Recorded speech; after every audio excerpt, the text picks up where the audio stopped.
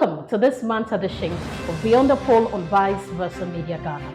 We're coming to you from our studios here at T6 House, Achimota, Accra, Ghana. Here are the headlines. Despite losing an arm in a tragic accident, George Japon has become a successful cocoa farmer and a father of 10, overcoming significant barriers to provide a comfortable life for his family. Known for its notorious reputation, Dandora dumpsite in Nairobi is the country's sole waste disposable site. Amidst the challenges, a dedicated pastor aims to unite the community through faith. On the paparazzi segments, get ready for our all-new series Campus Vibes as we explore the exciting world of university students sharing their unique experiences from campus across the country. We have these stories and more coming up shortly. Do stay with us.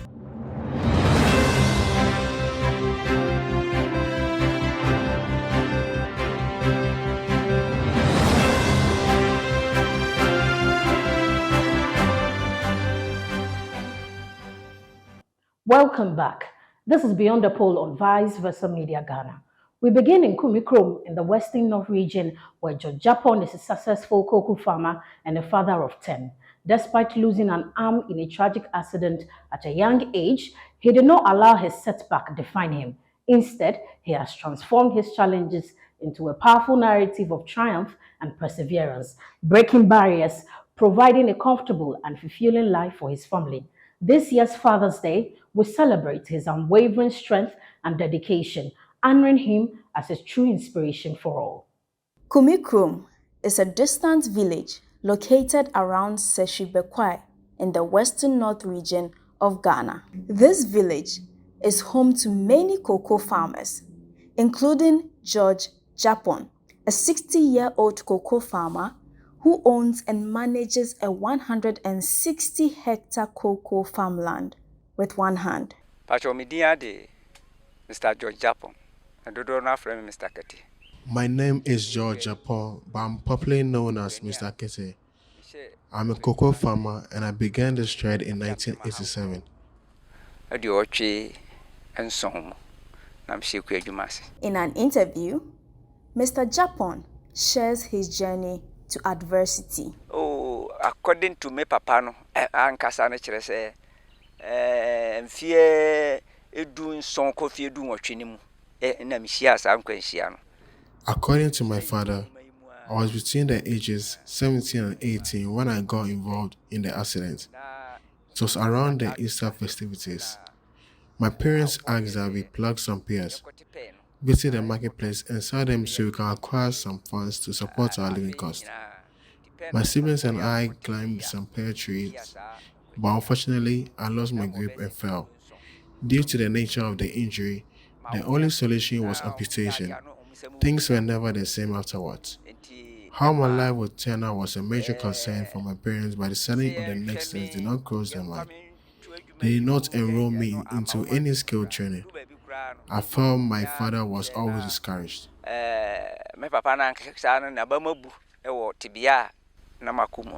Determined to not let the remnants of this accident define his future, Mr. Japon voluntarily followed his father to his farm and learned the trade.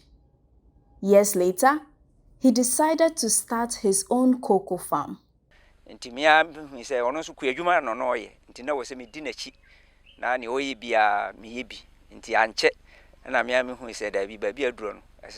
One morning, I made a decision voluntarily tag along with my father when he went to the farm.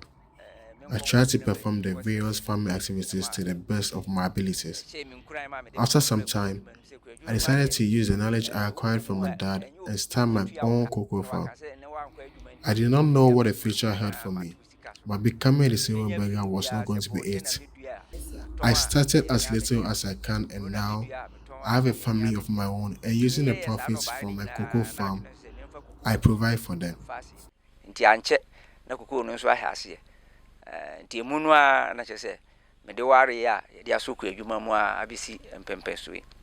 Away from the Western North region, Vice Versa Media Ghana, in partnership with the IPMC Group, with support from the Korea Trade Investment Promotion Agency in Ghana, Kotra, attended the 2024 Africa Trade Summit in Seoul, South Korea.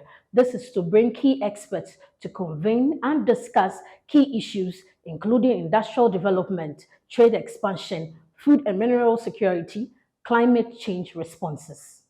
For the first time ever, the Republic of South Korea is inviting African leaders to Seoul, which is the capital city, to bring strong mutual cooperation through the Korea-Africa Summit.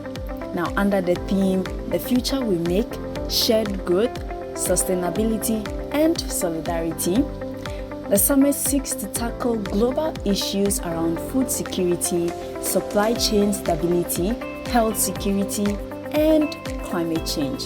Today's event, Korea-Africa Business Partnership, aims to prolong the cooperation and deepen our collaboration between Korean companies and African companies. Over 56 companies from all over Africa, 17 countries from Africa are participating for this event, and over 150 companies in Korea. We are quite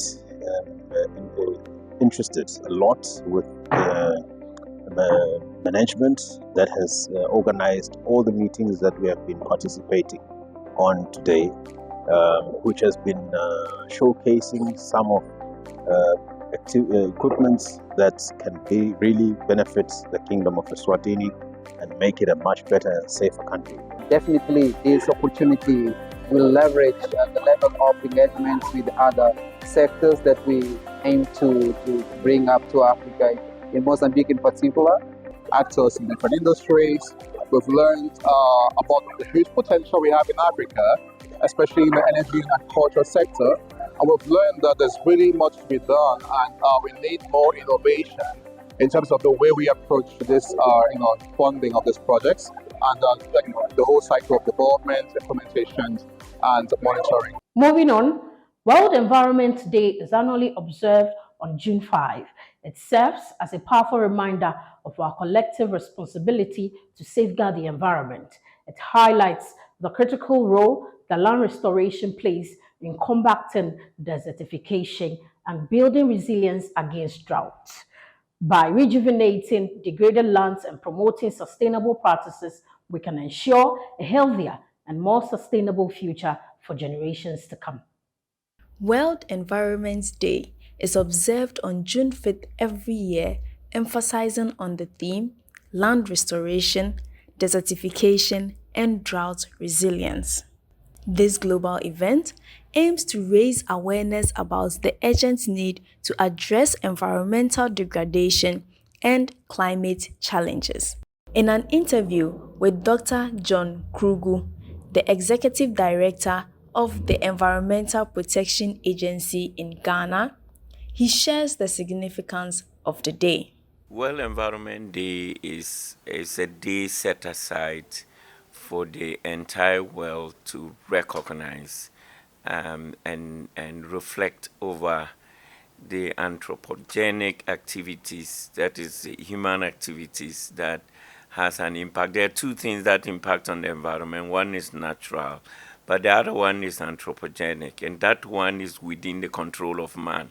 So this is a day that has been set aside for the entire world to reflect on what are we doing that is impacting negatively on the environment, because our existence as a human generation depends on the environment. In the Greater Accra region of Ghana, the paramount chief of the Asante Kingdom in the Ashanti region, Otumfuo Osei II, on Sunday, June 9, 2024, visited the King of Ghana State, Gamanche, Ni Taki Teko Churu II, at the Gamanche Palace here in Accra, Ghana. It was a day of a colorful cultural display between Ghana State and the Asante culture, as this visit forms part of activities marking a historic visit by the King of Asante. The Durbar was to deepen the bond between the people of Adangbe State and the Asante Kingdom. This is the second time in history an Asante monarch has visited a Ga king since Otumfuo Osei Agyeman Prempeh II paid a visit to the Ga State on July 25, 1946. It can also be remembered that the Asantehene Otumfuo Osei-Tutu II and other distinguished traditional leaders joined the Awah Mafia, Togbesri III, the chiefs and people of Anglo in the Volta region of Ghana to celebrate the 2022 Hogbachocho Festival.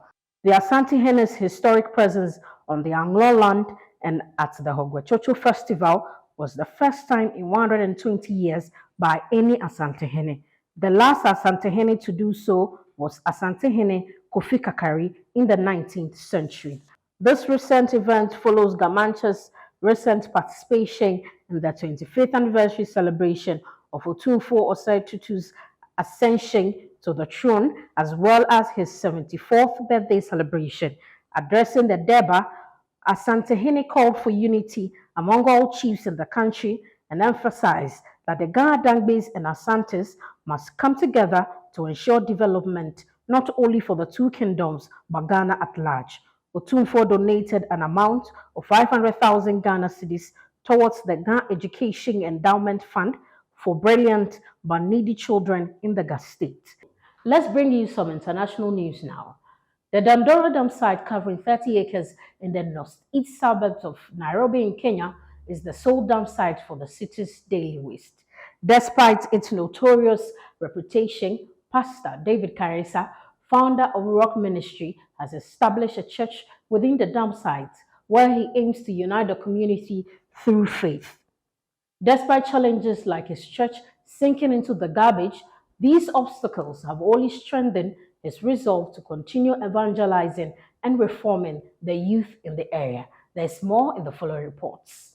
Praise God, go worship God, amen. Oh God, we worship your name, oh God. We lift you, Jesus, oh God. You are worthy, you are Adonai. My name is Pastor David Karisa. I'm an ordained minister of the gospel by the grace of God. Also the founder of Rock Ministries.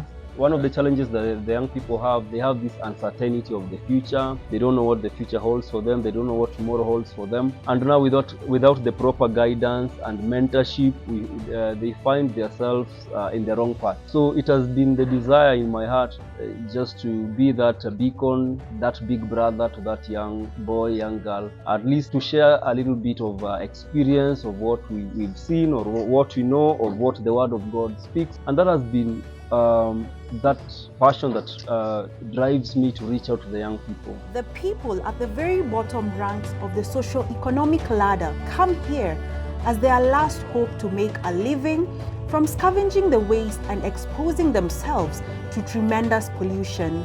Pastor David offers hope, prays for them, and even counsels young people, teaching them practical life and development skills while instilling a sense of responsibility. With him, hope has been found again in Dandora dumpsite. My name is Brenda Nyambura. Thank you so much for watching. Still in Kenya, Maureen Odongo, also known as Miss Mo, is significantly impacting Imasino Village, Busia County in Kenya. Through her home-based mentorship program, she educates young girls and boys on making positive life choices, focusing on menstrual hygiene management. Monthly, she organizes donation of sanitary towels, exercise books, and pens to support children's education and well-being. Maureen's dedication and holistic approach are fostering a nurturing environment for the future of these young individuals. Eva Nakato has more. Welcome back to yet another exciting episode of Up Close with Eva Nakato. So, in Emaseno Village, Busia County, Kenya, we were invited to a home-based mentorship program by iChild Africa, an organization that is pushing for quality education through tailor-made programs that are meant to avert teenage pregnancies, early child marriages, drug and substance abuse, and sex for pads, among others. This is Up Close with Eva Nakato, proudly sponsored by Vice Versa Global. Take a look. So our viewers would like to know, who is Miss Mo and how did you start up iChild Africa? Miss Mo is Maureen Akinyi Odongo, born and bred in Busia County.